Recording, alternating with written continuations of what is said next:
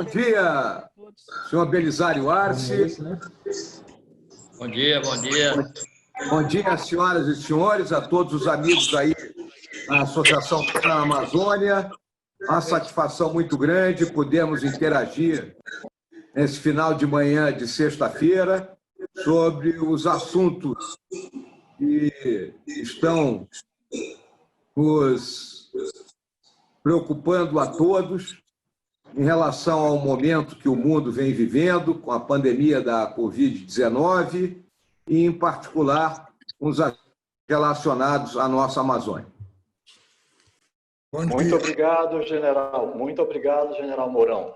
General Mourão, o senhor me permite, antes de dar continuidade às suas palavras, passar a palavra para o nosso vice-presidente da Associação Pan-Amazônia, doutor Jonathan Benchimol.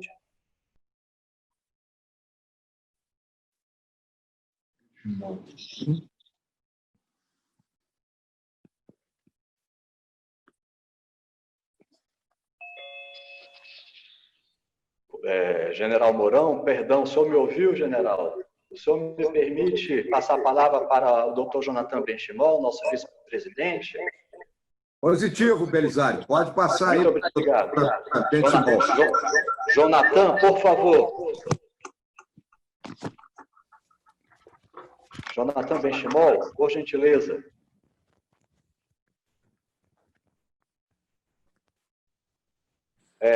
O Jonathan teve um problema.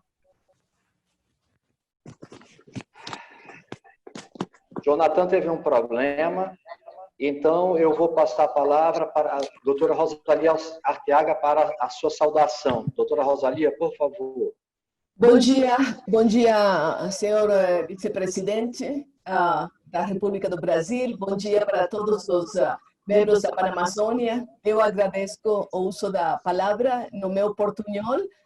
Peço desculpas porque eu não falo tão bem a língua portuguesa, mas eu quero cumprimentar o senhor vice-presidente general Mourão e dizer que eu escutei já muitas boas coisas do senhor, de meus amigos da Pan-Amazônia, e sobre o seu comprometimento com os grandes ideais da Pan-Amazônia e da Amazônia brasileira particularmente. Nós conhecemos a importância da região para o Brasil, para todos os países que fazem parte da bacia amazônica, e nós entendemos que o senhor tem todo o conhecimento, todas as razões para ajudar o desenvolvimento da bacia amazônica e particularmente da Amazônia Legal do Brasil. Bom dia, senhor vice-presidente, e eu fico atenta às suas palavras. Muito obrigado. Jonathan Benchimol, por favor, Jonathan, a palavra está com você. Muito obrigado, Belisário.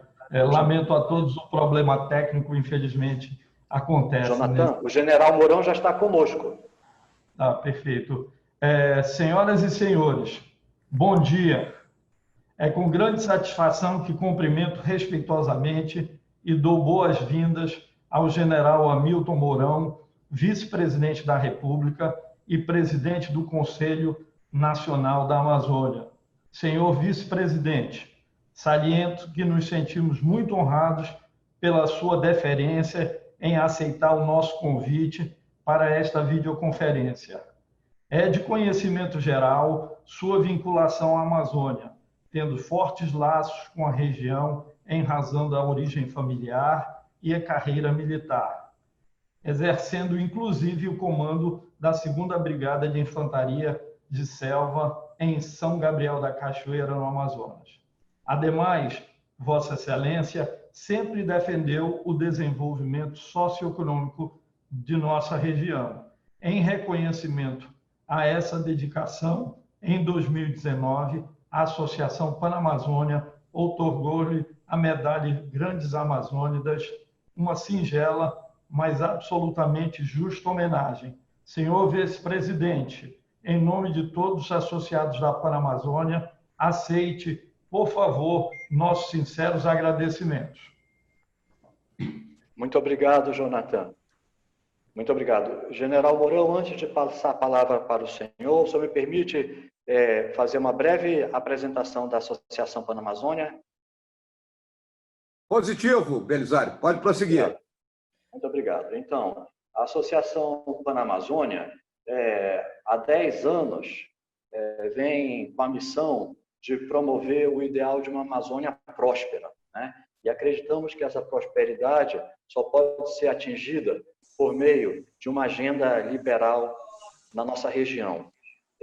Nós sabemos que esses ideais defendidos pela Associação Panamazônia são os mesmos ideais que compartilham o governo federal e Vossa Excelência, senhor vice-presidente, general Mourão. E por isso nos sentimos muito confortáveis e muito agradecidos por tudo que o governo Bolsonaro, que o senhor próprio e outros membros da equipe, com menção, por exemplo, para o ministro Tarcísio Gomes, têm feito pela nossa região em tão pouco tempo de governo. Então, com isso, eu passo a palavra para o senhor. Mas antes eu queria reiterar meus agradecimentos ao senhor e a toda a equipe da VPR, da Vice-Presidência da República, Coronel Marcelo, Coronel Hélio, o Tenente-Coronel Lauria e demais membros que têm tratado a Associação Panamazônia sempre com máxima deferência. Muito obrigado.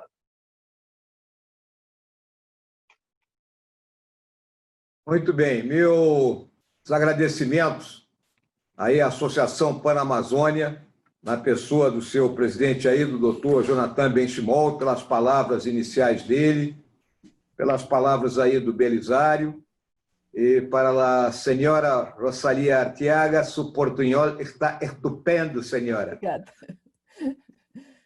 A todas as senhoras e senhores que estão nos acompanhando. Inicialmente, queria lhes dizer que eu tenho certeza que me dirijo a empresárias e empresários que são muito mais do que isso, porque são pessoas que acreditam no Brasil e que são nossos parceiros no projeto de construção de um país com mais prosperidade econômica, inclusão social e sustentabilidade ambiental. O novo coronavírus é o maior desafio enfrentado pela humanidade neste século. Além da trágica perda de vidas humanas, enfrentaremos implicações sociais, econômicas e políticas, que ainda não podem ser corretamente dimensionadas. A pandemia nos impôs desafios adicionais sobre as instituições internacionais e coloca em dúvida o futuro da integração econômica global. A chamada globalização gerou riqueza sem precedentes e permitiu a difusão da economia do conhecimento para novos setores produtivos em todo o planeta. Esta realidade, no entanto, gerou desequilíbrios sistêmicos em questões como emprego, competitividade e segurança internacional. Nos últimos 12 anos, nós temos vivido essa situação, com empregos mudando de um país para o outro, empregos que eram conhecidos sendo perdidos, e isso gerou muita insegurança e inquietação na população, e em particular aqui no nosso país. Sinais preocupantes dessa inversão de tendência passaram a ser cada vez mais frequentes desde a crise financeira de 2008. E o Brasil acompanha com preocupação o avanço de medidas protecionistas, a queda no volume de comércio, a crise nas instâncias multilaterais, desafios que parecem ter sido agravados pela pandemia da Covid-19.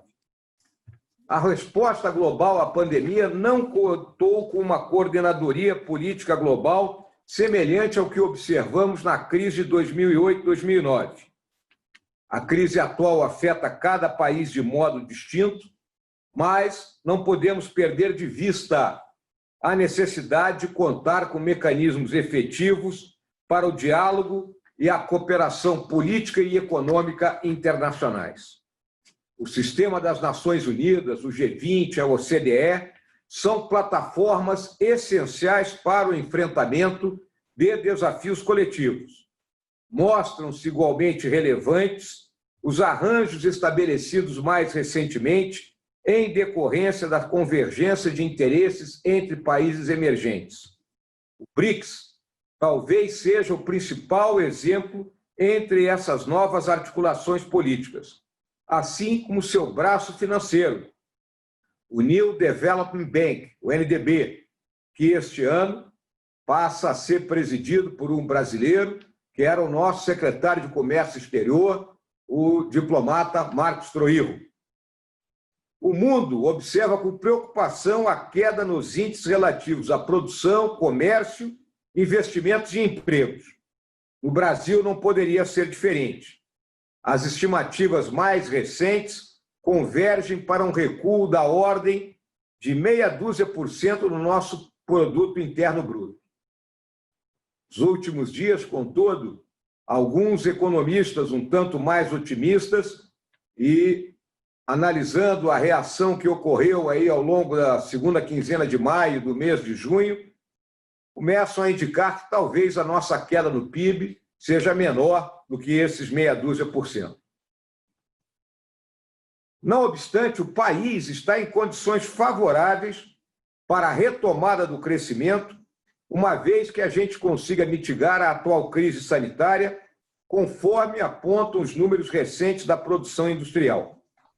Alguns dados adicionais que muitos das senhoras e dos senhores talvez já conheçam comprovam a posição privilegiada do nosso país.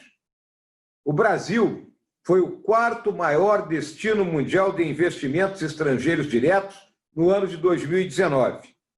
E se a gente colocar esse fluxo de investimentos como percentual do PIB, fomos o segundo maior destino mundial, perdendo apenas para Singapura.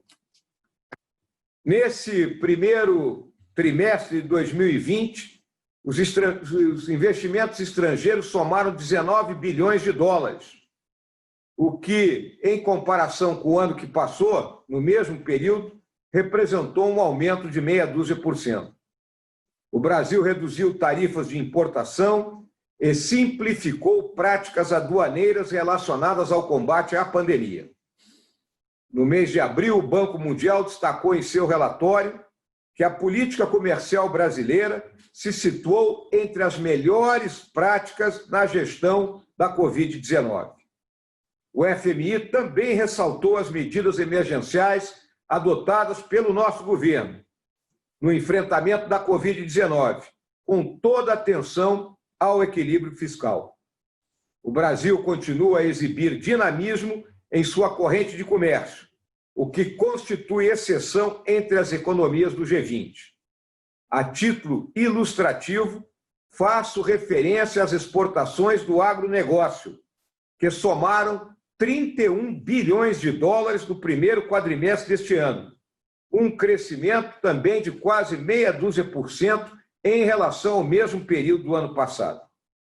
Assim, a confiança no país segue inabalada, assim como a convicção do governo brasileiro em promover a melhoria do ambiente de negócios e a atração de capitais. Ano passado, conseguimos uma vitória muito importante com a aprovação da reforma do sistema previdenciário. Após a normalização dos trabalhos do Legislativo neste ano, vamos redobrar os esforços para aprovar as importantes reformas tributária e administrativa. Ambas são fundamentais para o enfrentamento das principais debilidades da nossa economia, que são o desequilíbrio das contas públicas e a baixa produtividade.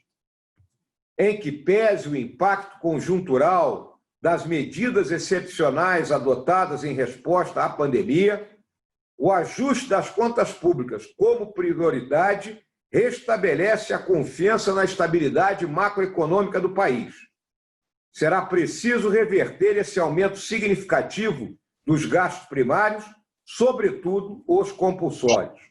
Lembro que, no contexto anterior à pandemia, cerca de 94% do orçamento da União estava carimbado, ou seja, comprometido com recursos vinculados legalmente a despesas pré-estabelecidas.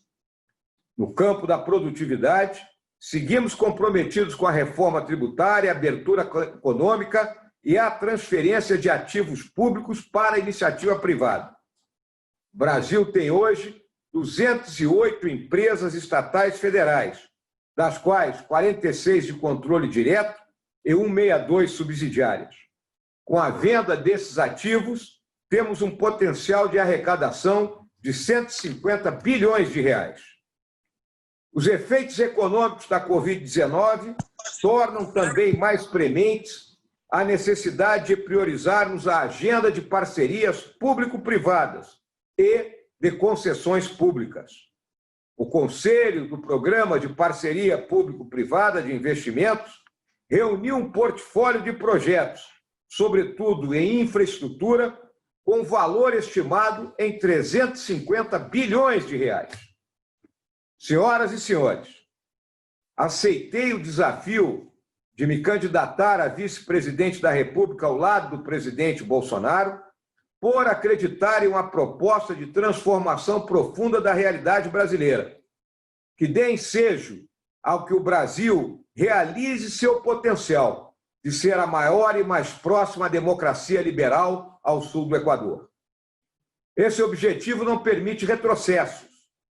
Estamos comprometidos com o respeito à institucionalidade democrática e com o equilíbrio e a harmonia entre os poderes constitucionais.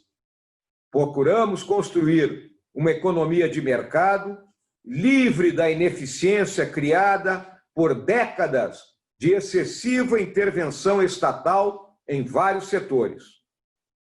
Nossa visão estratégica está sustentada também pela gestão responsável do meio ambiente, em linha com os anseios da sociedade brasileira e as obrigações previstas no nosso texto constitucional.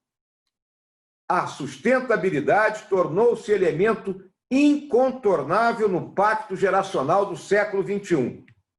Precisamos usufruir dos recursos naturais de tal maneira que as próximas gerações possam também utilizá-los para satisfazer suas próprias necessidades. Observa-se atualmente uma aguda disparidade na utilização dos recursos ambientais do planeta. Embora os países desenvolvidos do hemisfério norte possuam apenas 1/5 da população global, eles consomem 70% da energia, 75% dos metais e 85% da produção de madeira. A proporção de fontes renováveis na matriz energética desses países é de apenas 10,6%. Ou seja, senhoras e senhores, essa turma queima petróleo e carvão. Por outro lado, nós aqui no Brasil contamos com uma matriz energética composta por 45% de fontes limpas e renováveis e com tendência a aumentar, porque para a produção da eletricidade, cada vez mais usamos menos petróleo e carvão e expandimos a geração eólica, solar e da biomassa. O desenvolvimento sustentável da nossa Amazônia é uma prioridade para o Estado brasileiro. E a floresta e sua biodiversidade devem ser preservadas em benefício dos povos da região amazônica. Infelizmente, ao longo dos últimos 8 anos, observamos uma retomada do desmatamento, com uma aceleração maior ocorrida no ano passado. Embora o patamar ainda esteja abaixo do pico observado em 2004, temos o dever de combater, com o maior rigor, a prática de crimes ambientais e a destruição desse patrimônio inalienável do Estado brasileiro. Apesar da carência de recursos urbanos herdada dos governos anteriores, os órgãos de fiscalização estão tomando medidas emergenciais para conter o desmatamento e as queimadas, com o apoio inestimável das nossas Forças Armadas. Desde o dia 11 de maio, viemos realizando a Operação Verde Brasil 2, que representa um esforço abrangente do poder público no sentido de combater o desmatamento ilegal e os focos de incêndio na Amazônia. Esperamos já nos próximos meses poder apresentar resultados positivos e deixar muito claro para a sociedade brasileira e para o mundo nosso compromisso com a preservação. Essa operação foi implementada em condições de urgência, mas não é um esforço isolado. Temos a previsão de manter essas atividades de comando e controle até o final do atual mandato do presidente Bolsonaro, ou seja, até 31 de dezembro de 2022. Essa nova postura decorre do relançamento de uma ambiciosa política do Estado para a região da Amazônia Legal. A reativação do Conselho Nacional da Amazônia Legal, entidade que tem a satisfação de presidir, atende ao objetivo de coordenar e integrar as ações governamentais para a preservação, proteção e desenvolvimento sustentável da região, sempre em articulação com os estados e municípios amazônicos, bem como com as entidades da sociedade civil. O Conselho reúne 14 ministérios responsáveis pelas principais políticas públicas voltadas para a Amazônia. As deliberações técnicas ocorrem no âmbito de 3 comissões dedicadas aos objetivos de preservar, proteger e desenvolver com sustentabilidade. Uma 4ª comissão destina-se à maior integração de esforços setoriais no âmbito de nosso planejamento estratégico. A estrutura colegiada estimula a coordenação e o diálogo em torno de objetivos comuns, de modo a ampliar e tornar mais efetiva a presença do Estado brasileiro em toda essa parcela do nosso território que compõe 60% do Brasil. Os esforços de curto prazo estão dirigidos a conter o desmatamento ilegal e as queimadas. Para que esse resultado seja sustentável, será preciso também adotar medidas administrativas e legislativas que assegurem a vigência do Estado de Direito na região e ofereçam alternativas de emprego e renda para a população. Precisamos integrar a Amazônia à economia brasileira e permitir o sustento das milhões de famílias, muitas das quais hoje dependem de um modelo extrativista predatório para sobreviver. Os esforços para combater o desmatamento perdem a eficácia ao longo do tempo caso não se insiram em um planejamento estratégico mais abrangente de gestão e desenvolvimento. Estratégias anteriores de combate ao desmatamento falharam justamente ao não integrar o setor privado e desconsiderar medidas estruturantes para o desenvolvimento de uma economia verde na Amazônia. O processo de regularização fundiária será essencial para imputar responsabilidade a quem desmata ilegalmente ou comete outros crimes ambientais. Igualmente fundamental será o fortalecimento dos órgãos de fiscalização ambientais e a promoção de atividades econômicas sustentáveis. O Conselho está trabalhando esse planejamento estratégico, onde estarão articuladas as medidas de curto, médio e longo prazo. Nossa visão é de que somente em parceria com os governos estaduais, sociedade civil e setor privado será possível construir um futuro sustentável para a região.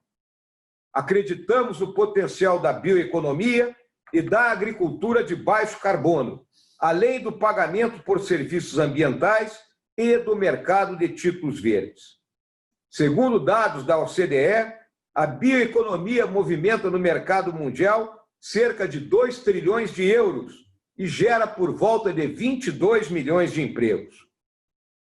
A organização prevê que a bioeconomia corresponderá, ao final desta década, a 2,7% do PIB de seus países membros e, possivelmente, um percentual que deverá ser ainda maior para outros países, como o Brasil.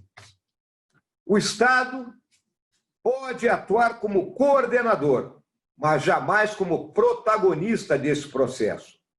O setor privado terá papel de destaque na construção de uma agenda econômica sustentável para a Amazônia brasileira. Temos consciência da crescente ressonância da problemática ambiental junto aos países desenvolvidos, sobretudo na Europa. No entanto, nos preocupa que a questão ambiental, e mais especificamente o complexo cenário da Amazônia, venham a ser utilizados como pretexto para a adoção de medidas protecionistas que prejudiquem o comércio exterior brasileiro, em especial o agronegócio. Precisamos abrir canais de interlocução que facilitem a superação de divergências e a construção de uma visão comum sobre os desafios e potencialidades da região. Desejamos também um andamento célere na aprovação do acordo entre Mercosul e União Europeia, pelos parlamentos dos países signatários. Esse acordo, negociado por mais de 2 décadas, foi uma vitória do liberalismo comercial, conjugado com boas práticas de preservação do meio ambiente e desenvolvimento sustentável. Sua entrada em vigor abrirá novas perspectivas para o setor produtivo e ampliará as possibilidades de cooperação em diversas áreas, com benefícios diretos para os cidadãos que vivem em ambos os lados do Oceano Atlântico. Assim, é com redomado espírito de confiança e otimismo no Brasil que agradeço uma vez mais às minhas amigas e amigos da Pan-Amazônia por mais essa oportunidade de podermos dialogar. Muito obrigado, estou à disposição de todos para as perguntas que se fizerem necessárias. General Mourão, muitíssimo grato por sua apresentação, excelente, meus parabéns, muito esclarecedora e muito informativa. Muito obrigado. Então, como combinado, temos algumas perguntas feitas, não é?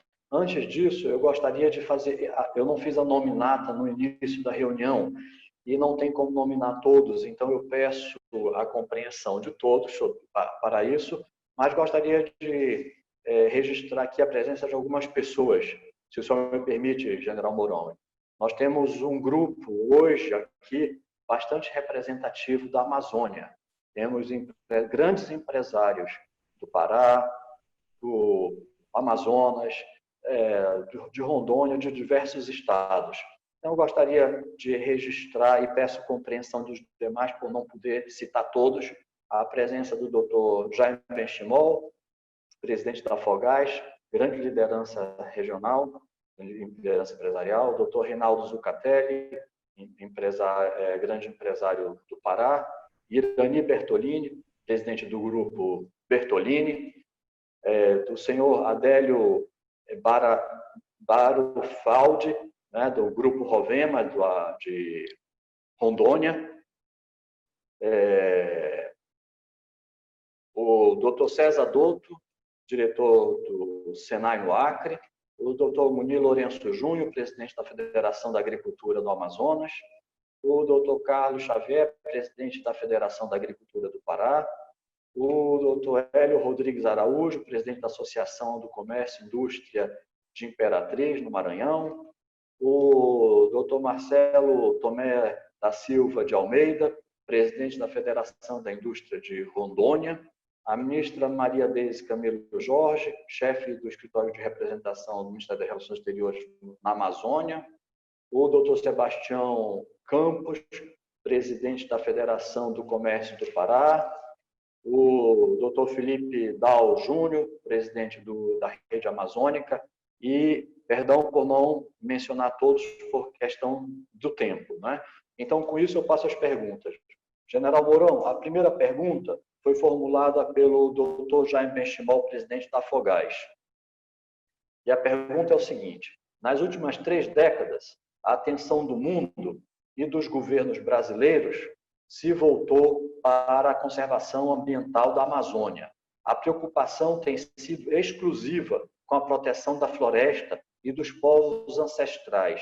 Nenhuma prioridade ao homem amazônico. As populações que vivem aqui hoje, mais de 25 milhões de brasileiros. O que o Conselho da Amazônia pode fazer para incluir o homem amazônico na equação do desenvolvimento, criando condições favoráveis à utilização econômica dos recursos da região? Por gentileza, general. Doutor Jaime, muito obrigado aí pela pergunta. Realmente, né, a nossa preocupação número 1, né, é com as pessoas que vivem na Amazônia, né? Porque, de uma forma geral, quando a gente dialoga aí com os organismos, com as associações, né? Ontem mesmo nós tivemos aí essa reunião com os representantes do parcela de grandes fundos internacionais que apresentaram críticas, né, à política ambiental em relação à Amazônia do governo brasileiro, né? Parece que esse pessoal desconhece que tem gente que vive, mora, trabalha, cria suas famílias, né, aí na nossa Amazônia, né? Desconhece as características da região, a extensão territorial, né, o isolamento a que o homem amazônico, né, é submetido, né, por dificuldade de transporte, dificuldade de comunicação. Então, dentro do nosso conselho, nós temos uma comissão, que é a Comissão de Desenvolvimento, né, que é liderada pelo Ministério da Economia, cuja grande finalidade é, obviamente, então, traçar as linhas mestras daquilo que serão os programas, né, fundamentais para alavancar a produção sustentável, né, dos recursos da biodiversidade aí da floresta, né?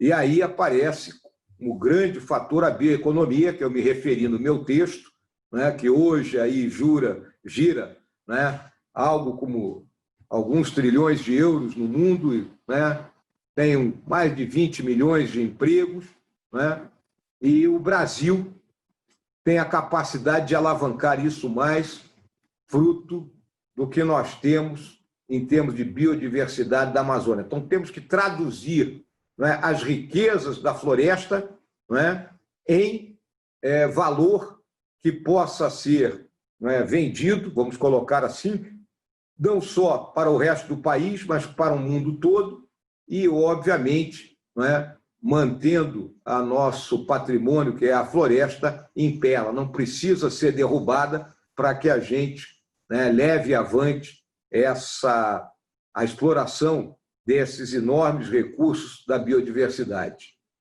Hoje à tarde eu tenho uma reunião com os setores empresariais que também nos criticaram, né, grande parte deles ligados aí, né, às indústrias do Centro-Sul, mas que querem nos apoiar. Então, vamos buscar, né, soluções comuns, né, que hajam, então, esses investimentos, né, que cheguem efetivamente aí na área da Amazônia.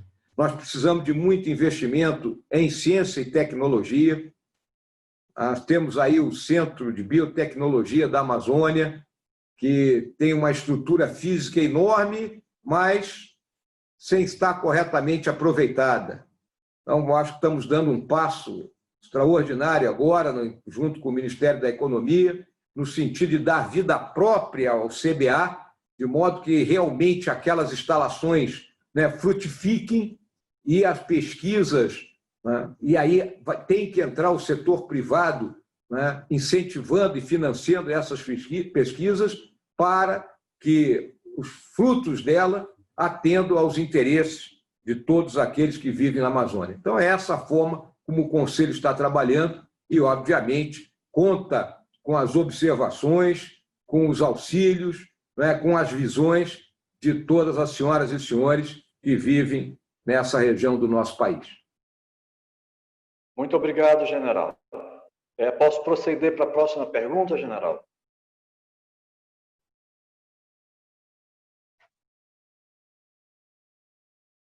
Pois não. Então, a próxima pergunta foi elaborada pelo senhor Jonathan Benchimol, que é diretor da Fogás e vice-presidente da Associação Panamazônia. Considerando imperioso melhorar a infraestrutura rodoviária na Amazônia, quais os planos do governo de finalizar a ponte sobre o rio Abunã, na BR-364, e de pavimentar a BR-319? Por favor, general Mourão. Muito bem. Tive conversas aí com o nosso diretor do DENIT, também, óbvio, com o nosso ministro da Infraestrutura, o Tarcísio, que é um conhecedor da região amazônica, né? E, quando tive na visita ao Acre, antes da instalação definitiva do Conselho, eu fiz uma visita a cada um dos nossos estados para conversar com os governadores. Na ocasião, o governador Gladson Camelito me colocou essa questão da ponte sobre o Abunã, né? Porque hoje a ligação é feita por balsa, né? Nós estamos com a ponte pronta, tem a questão da alça que tem que ser terminada. Então, os recursos todos estão sendo alocados, óbvio que a pandemia interferiu nisso aí. Então, eu tenho a notícia de que essa questão da ponte do Abunã será solucionada no mais curto prazo. Em relação à BR-319, o DENIT vai trabalhar em cima, né, do asfaltamento dela, mas sem ampliação, por causa da questão ambiental e da pressão que nós estamos sofrendo nesse momento. Eu acho que aí a visão clara, né, é que nós temos que trabalhar a hidrovia do Madeira, também com problemas aí das licenças ambientais, para meras colocações das boias de sinalização da hidrovia. É outro problema que nós estamos enfrentando. Então, a hidrovia para o tráfego pesado do escoamento de grãos e a rodovia para o escoamento, né, e a circulação de bens em menor quantidade e, principalmente, a circulação de pessoas. Porque todos nós que moramos em Manaus, né, sabemos muito bem que hoje, para sair de Manaus, a gente só pode sair de barco ou de avião. A 319, ela significaria, né, uma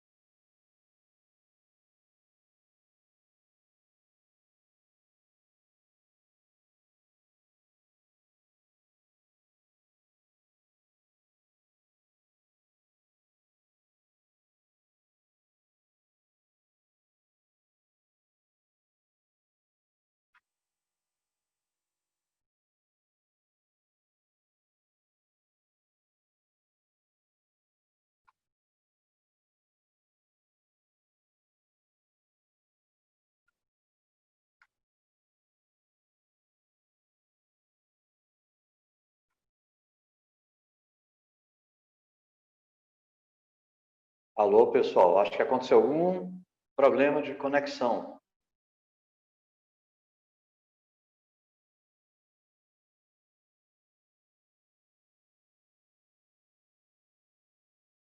Belisário, creio que tu precisa se reconectar com Brasília. Carol? Carol, tá ouvindo, Carol? Tô, Belisário. Tenta te reconectar, por favor, Carol. Eu acho que o vice-presidente... Ah, tá aqui. Aqui, Carol. Aqui. Voltou, vamos. Back from the future. Faz parte, né? Vamos lá, continuar a resposta da segunda pergunta. Não ouviram o final da resposta da segunda pergunta? Né? Não, o final não, general. Então, o que eu deixei claro, né, arrematando tudo ali, é que a ponte do Abunã ela será solucionada a curto prazo e a questão da 319, pela característica ali da obra que tem que ser feita, do asfaltamento, ela tem mais um tempo aí até que a gente consiga terminar esse trabalho. a ideia é que vá até o final do período do governo, mas é um trabalho prioritário dentro do DENIT e do Ministério da Infraestrutura. Muitíssimo obrigado, general Mourão. A próxima pergunta, se o senhor me permite, ela foi elaborada a partir das contribuições de 3 nossos associados, o Dr. Jaime Benchimol, o Jonathan Benchimol e o Rogério Rabelo. Bem, vamos à pergunta. Nenhum país desenvolvido do mundo abriu mão de transformar seus recursos naturais em riqueza. O Brasil tem deixado de aproveitar esses recursos, em especial na Amazônia. Há muitas restrições legais, burocráticas e ideológicas que impossibilitam ativar a economia da região e oferecer oportunidades para que a população saia da pobreza. A economia da Amazônia está engessada. Muitas atividades e projetos são inviabilizados. Há um projeto de exploração de potássio que poderia tornar o Brasil autossuficiente nesse minério, mas que está travado há 15 anos. A pesca ornamental, que já foi uma atividade importante, e praticamente acabou em razão de excesso de regulamentação. Considerando ainda que é imperativo diversificar a economia da Amazônia e priorizar atividades econômicas para as quais tenhamos vantagens competitivas verdadeiras para reduzir nossa dependência de incentivos fiscais, o que pode fazer o Conselho da Amazônia para ajudar na redução das limitações burocráticas e ambientais nos processos de licenciamento?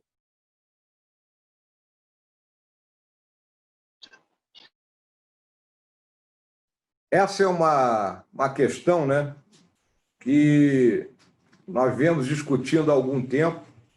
Ela está inserida na situação que nós vivemos hoje, dessa intensa pressão exercida por países, né, notadamente da Europa, né, pelas questões agora dos fundos de investimento. Nós temos que lembrar que hoje, né, existe uma sigla, né, em inglês que é ESG, né? Environment, Social and Governance, né? Meio ambiente, questão social e governança. Então, esse carimbo, que poderíamos traduzir num selo verde, passou a fazer parte de um escopo de pressão dentro da governança mundial. E aí o Brasil, que tem, na minha visão, todo um campo aberto para progredir, né, no rumo de se tornar uma potência econômica fruto dos recursos naturais que nós possuímos, e com isso desequilibrando o equilíbrio de poder no mundo, porque quando você tem poder econômico, você desequilibra, né, esse equilíbrio, você desequilibra a balança de poder, né, passa a sofrer essa pressão, né? E essa pressão se traduz num excesso de regulamentação que utiliza, vamos colocar assim, muitas vezes pessoas bem intencionadas, né, mas que desconhecem a complexidade ou a geoeconomia, a geopolítica mundial e que nos cerca. Então, dentro do Conselho, e aí eu gostaria de contar com o apoio das senhoras e dos senhores, com as suas sugestões, nós temos que buscar reconstruir esse nosso arcabouço de legislação de forma que não haja uma interferência, né, de uma legislação sobre outras, né? Nós temos legislação federal, legislação estadual, legislação municipal, versando sobre o mesmo tema e, na maioria das vezes, conflitantes, né? O que leva a essa dificuldade na questão das licenças ambientais.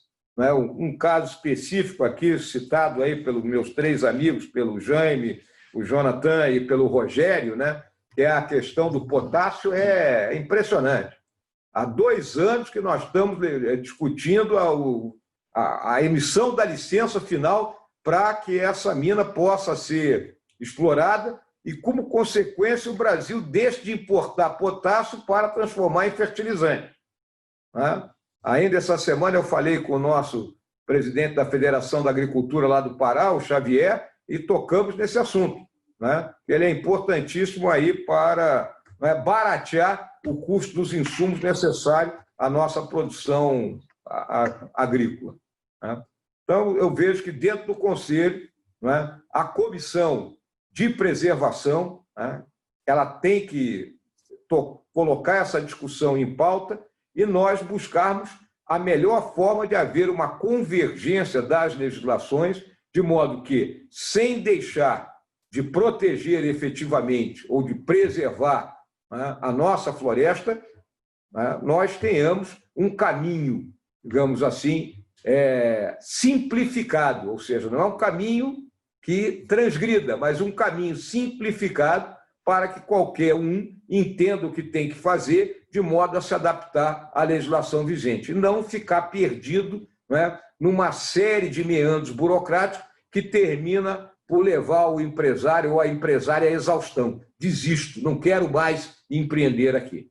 Então, nós temos que trabalhar firme nisso aí, e eu conto com o apoio das senhoras e dos senhores. Muitíssimo obrigado, general. General Mourão, passo então para a próxima pergunta, que foi formulada pela senhora Ana Pedra, gestora para a região norte dos laboratórios Sabin. Vamos à pergunta. A Amazônia foi fortemente atingida pela pandemia de Covid-19, o que evidencia a fragilidade do sistema de saúde na região. O que pode fazer o Conselho da Amazônia para fomentar investimentos em saúde na região, tanto pela iniciativa privada quanto pelo poder público? Por gentileza, general.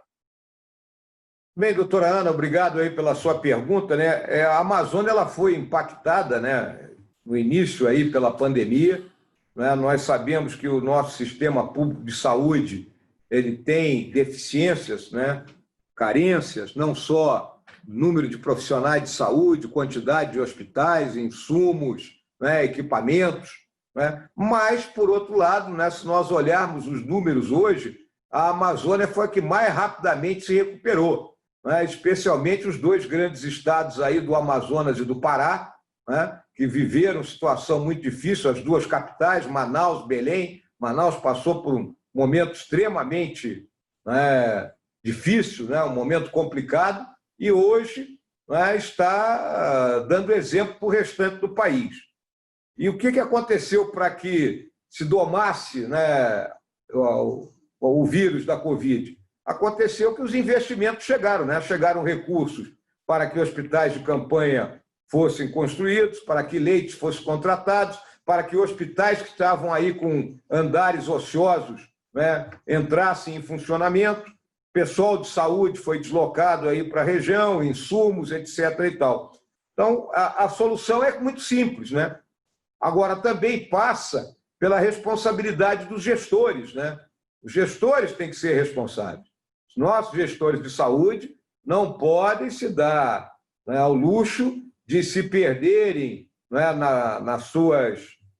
nos seus planejamentos, desperdiçando esses recursos, seja por incompetência, por má gestão ou pela corrupção. Nós não podemos fechar os olhos a alguns fatos que ocorreram e continuam ocorrendo aqui no centro-sul do país, né? Então, aí o olhar vigilante da sociedade civil, né, em cima dos gestores, cobrando deles, é extremamente importante. Tá bem? Muitíssimo obrigado, general. A próxima pergunta foi formulada a partir das contribuições do Dr. Reinaldo Zucatelli, empresário do Pará, e pelo senhor Edson Afonso, que é empresário de Rondônia. E a pergunta é: a regulamentação fundiária e ambiental é fundamental para promover estabilidade, desenvolvimento e também combater o desmatamento ilegal. No cenário atual, ocorrem muitos abusos das autoridades constituídas contra as populações amazônicas.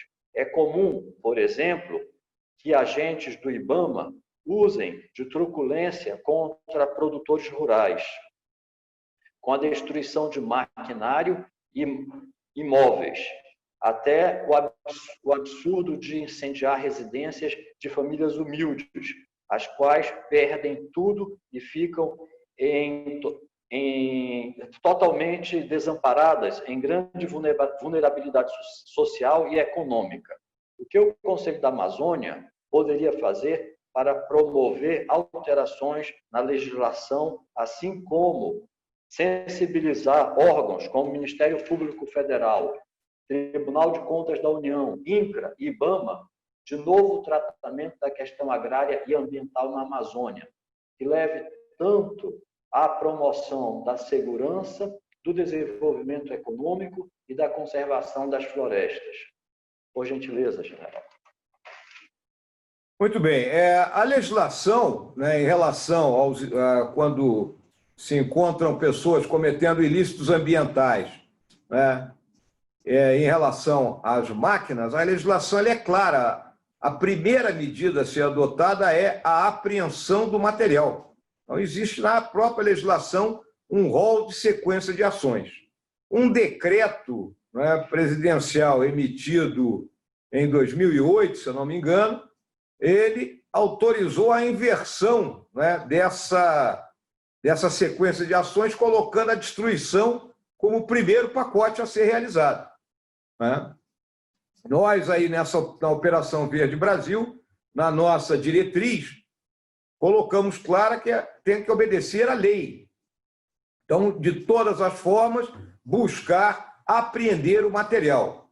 É óbvio que tem determinados momentos que você encontra materiais dessa natureza, né, dentro de em áreas, e a extração fica totalmente inviável, seja pelo custo, seja pela segurança do pessoal que está atuando na atividade, né? Então, hoje, a nossa determinação é muito clara: o material tem que ser apreendido. Tanto que no resultado que nós temos até agora da Operação Verde Brasil 2, o número de destruições tem sido muito pequeno quando comparado com as apreensões. E óbvio que o material apreendido, né, é para ser destinado, né, às prefeituras da região como fiel depositário, até que a justiça, né, estabeleça o que será feito dele. Em alguns lugares, esses materiais encontrados são nada mais do que um motor e uma carcaça, né? Então, também não adianta nem aprender isso aí realmente tem que ser destruído.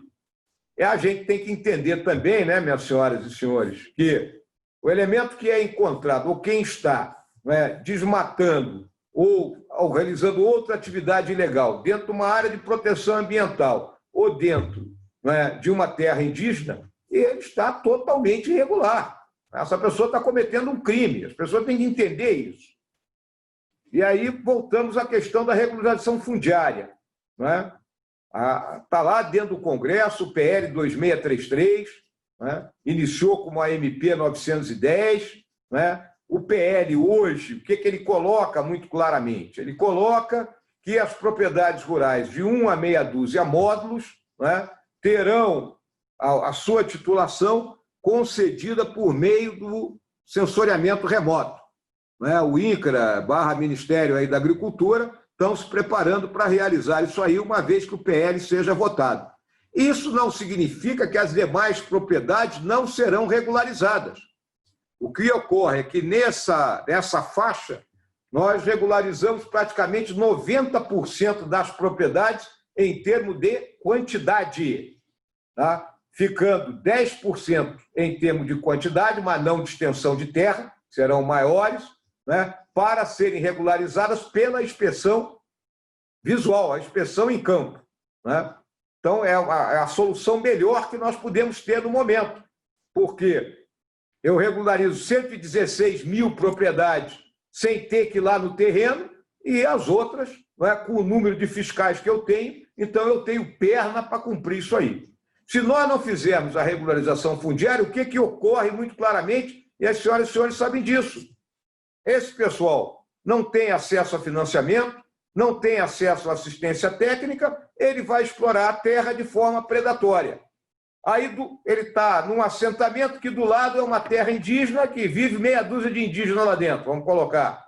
Aí ele vai avançar para dentro da terra indígena e vai aumentar a ilegalidade do que ele está realizando, tá?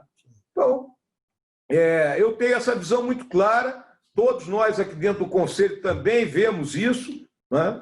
está uma discussão chamado o projeto de lei de projeto da grilagem, não tem nada a ver. Quem estava estabelecido de 2008 para cá, a maioria muito antes, não é? Então você já está 12, 13, 15 anos explorando a terra, vamos conceder a terra. Né? Então é muito claro isso.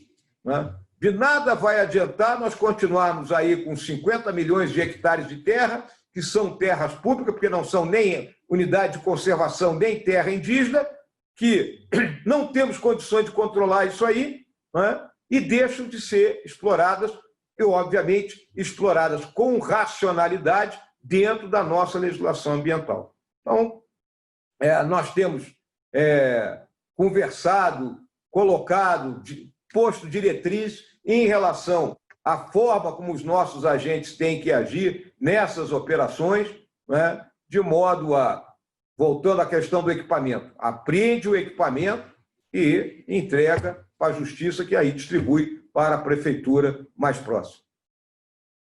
Muitíssimo obrigado, general Mourão. Bem, eu passo, se o senhor me permite, para a próxima pergunta, formulada pelo Dr. Irani Bertolini, presidente do Grupo Bertolini. A empresa Transportes Bertolini está construindo uma balsa para processamento de açaí. Funcionará como uma fábrica flutuante em localidades isoladas no interior do Amazonas, comprando açaí de atividade extrativista de comunidades ribeirinhas, o que dará renda para essas populações. O que o Conselho da Amazônia pode fazer para incentivar e viabilizar esse tipo de projeto, considerando que a falta ou excesso de legislação, dependendo do caso, e de burocracia atualmente existente, são óbices consideráveis e injustificáveis. Por favor. Bom, a pergunta aí do Irani, né? Está muito conectada também com a pergunta número 3, que tinha sido lá do pessoal da Pneu Forte, né? Primeira coisa, nós temos que olhar, né? E aí eu dou os parabéns ao pessoal da Bertolini, né? Por estar um projeto dessa natureza. E a questão do financiamento, né? O financiamento para projetos. Nós temos aí o Fundo Amazônia, um recurso parado. Eu, durante a minha exposição, toquei no New Development Bank do BRICS, né? O NDB, né? Onde nós temos recursos lá, o juro é baixo, então podem ser buscados para projetos aí de desenvolvimento sustentável aí via o governo do estado do Amazonas, né? Então parceria público-privada entre, né, as empresas das senhoras e dos senhores, o governo ou do Amazonas, do Pará, né, do Rondônia, do Mato Grosso, do Acre, do Amapá, né, dos nossos estados amazônicos, né? E, obviamente, né, esses recursos do Fundo Amazônia, né, financiando, né, essas ações, né? E aí caímos também naquela questão da legislação. Mais uma vez, nós temos que construir um arcabouço que não seja conflitante, né? Porque o que eu tenho observado é esses conflitos de legislação que terminam por deixar quem quer empreender na maior das inseguranças. Pô, eu estou infringindo lei federal, eu estou infringindo lei estadual, mas a lei estadual diz isso, a lei federal diz outra coisa, a lei municipal diz uma terceira coisa, né? Então, nós temos que chegar, né, a um denominador comum em torno dessa questão da legislação ambiental, né? Muita gente fala, né? Também existe algo que tem que ser entendido, né? O Brasil é um país continente, a Amazônia é uma parte desse país, e o que é bom para a Amazônia não necessariamente é bom para o Centro-Sul e vice-versa, né? Nós temos que entender essa diversidade, né, que existe no nosso país. Então, o Conselho ele vem trabalhando, está trabalhando em cima disso aí, né, na busca, né, mais uma vez, de tentar uma solução, né, que seja mais simples e eficaz, ou seja, que ela proteja o meio ambiente, mas, ao mesmo tempo, não tolha, né, a atividade econômica. Muitíssimo obrigado, general Mourão. Temos tempo, o senhor ainda tem tempo para uma última pergunta?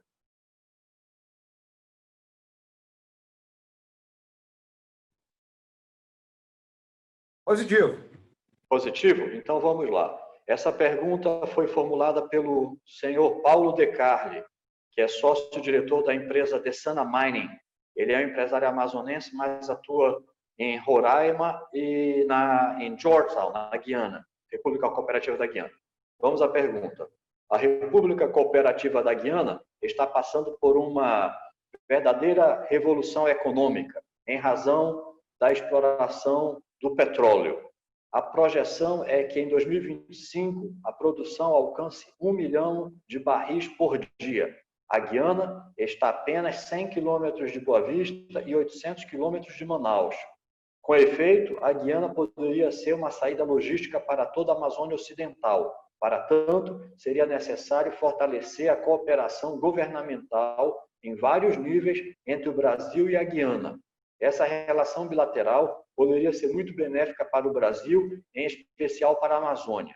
O Conselho da Amazônia poderia atuar junto ao governo federal no sentido de avaliar um projeto de logística com vistas a facilitar o escoamento da produção industrial e agrícola da Amazônia Ocidental via Guiana?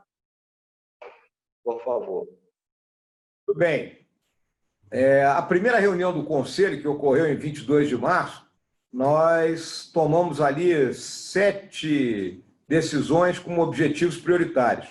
Uma delas era, não vou chamar de reativação, mas a intensificação, né, da organização do Tratado de Cooperação Amazônica, que ficou adormecido aí ao longo dos últimos tempos, e continuamos nós, países amazônicos, que compartilhamos, né, a fronteira comum e a tarefa de proteger, preservar e desenvolver, né, esse enorme patrimônio, praticamente de costas uns para os outros, né? Brasil, Colômbia, Peru, Bolívia, a Venezuela é hoje ainda vivendo essa problemática lá da ditadura, né, Chaves Maduro, e, obviamente, né, a nossa Guiana, Suriname e a questão da Guiana Francesa.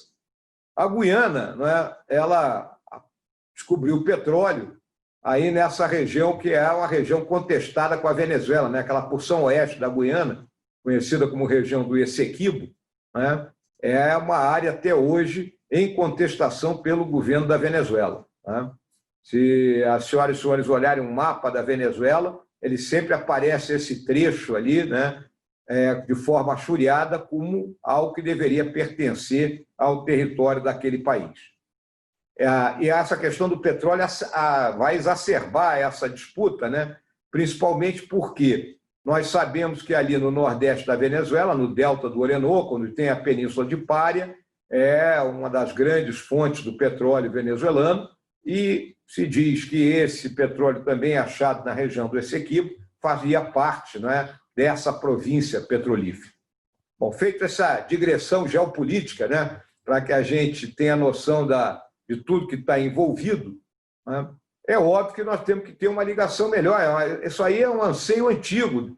Na década de 90, quando eu trabalhava aí no Comando Militar da Amazônia, essa história já estava colocada na ordem do dia, né? Principalmente para quem mora ali em Roraima, né, saindo de Boa Vista, né? Nós temos que melhorar aquela rodovia que vai ali a partir da BR-174 até a Normandia, depois cruza lá na ponte, né, do rio ali, e aí entra pela Guiana e se chega lá até Georgetown. Então, nós temos que, realmente, por meio da relação bilateral, e aí usando o TCA, né, intensificarmos esse nosso contato com o governo da Guiana. Muitos projetos vão aparecer ali, recursos estarão ali disponíveis, né, e eu acho que um bom projeto entre os dois governos vai facilitar o intercâmbio, né, de mercadorias, o intercâmbio de pessoas, né, no momento em que o país, Guiana, tem a oportunidade de ter um avanço socioeconômico extremamente satisfatório. Então, é algo que está na visão do Conselho Nacional da Amazônia Legal. General Mourão, muitíssimo grato. Nós ficamos realmente em débito com o senhor, com a sua equipe. Eu queria fazer só um breve comentário antes de encerrar. O senhor mencionou o TCA, a doutora Rosalia Arteaga, que o cumprimentou, foi a primeira secretária-geral do TCA eu fui chefe de gabinete dela, fomos nós que instalamos a sede em Brasília, né? Logo no início. Sobre a pressão internacional que o governo está sofrendo atualmente, nós entendemos perfeitamente, pedimos para o senhor e para o governo não capitular. Nós temos que lutar contra essas pressões e eu sei que é difícil, mas é andar no fio da navalha. Mas não vamos capitular, general Mourão.